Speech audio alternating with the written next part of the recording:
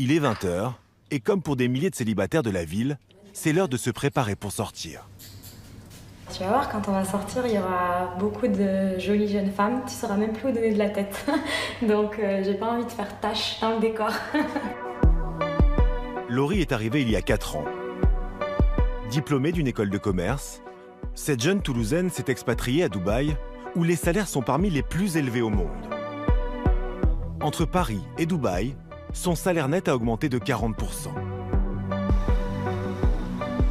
J'ai toujours eu au fond de moi beaucoup d'ambition professionnelle et Dubaï n'a fait que conforter que ça me correspondait.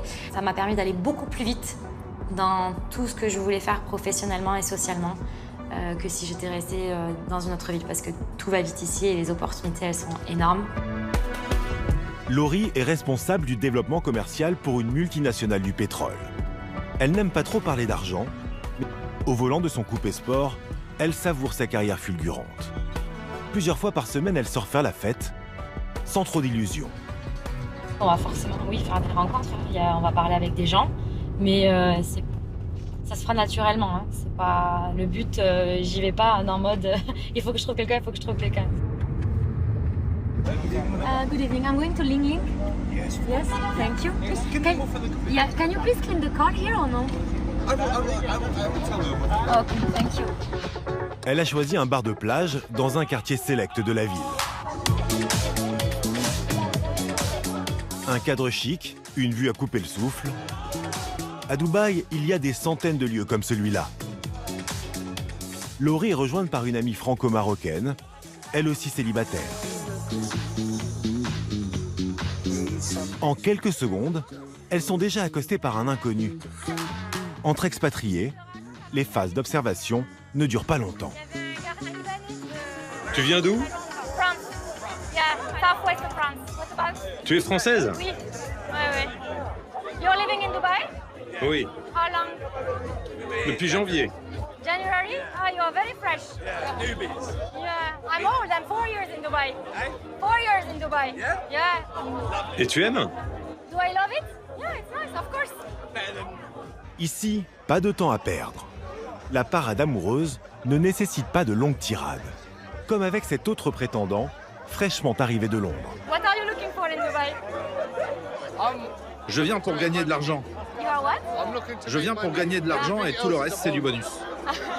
Okay. So girls is a bonus, right? Girls is a bonus. The cherry on the cake. Yeah, you told En me matière de romantisme, on a connu mieux, mais Laurie ne s'en offusque pas. Oh, really? À Dubaï, le rapport à l'argent et à la réussite est totalement décomplexé. Alors, pas besoin de se promettre le grand amour. Écoute Laurie, pour moi les femmes ne sont jamais un problème. Okay. Why you say that? Because you attract them? Parce que j'ai beaucoup de charisme. Ah. So confident guys attract confident women, right? Peu importe que tu aies du charisme ou pas, c'est pas important. Parce que les hommes virils savent prendre soin d'une femme. Ah. You're a strong man. Okay. I'm a strong woman. Après des années à Dubaï, Laurie a même appris à s'amuser avec ses dragueurs un peu lourds. Écoute, tu vas aller au surf club? Yeah, after we'll go to surf club, yes. Not now, after.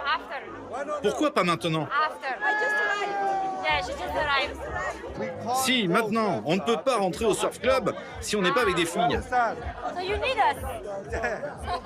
So you wait and we will go after. And you have to obey. The role change. I kill your masculinity. Oui, c'est vrai. J'ai tellement chaud, moi, c'est trop chaud là, c'est horrible. Je suis pas tombée dans son panneau, au contraire, il m'a bien fait rigoler.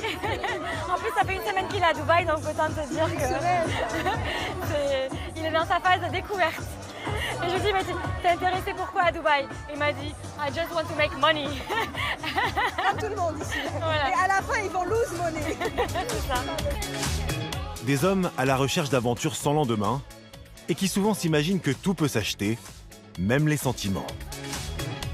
Il y a quelques jours encore, un de ses prétendants a sorti le grand jeu, alors qu'ils se connaissaient à peine, une pratique courante.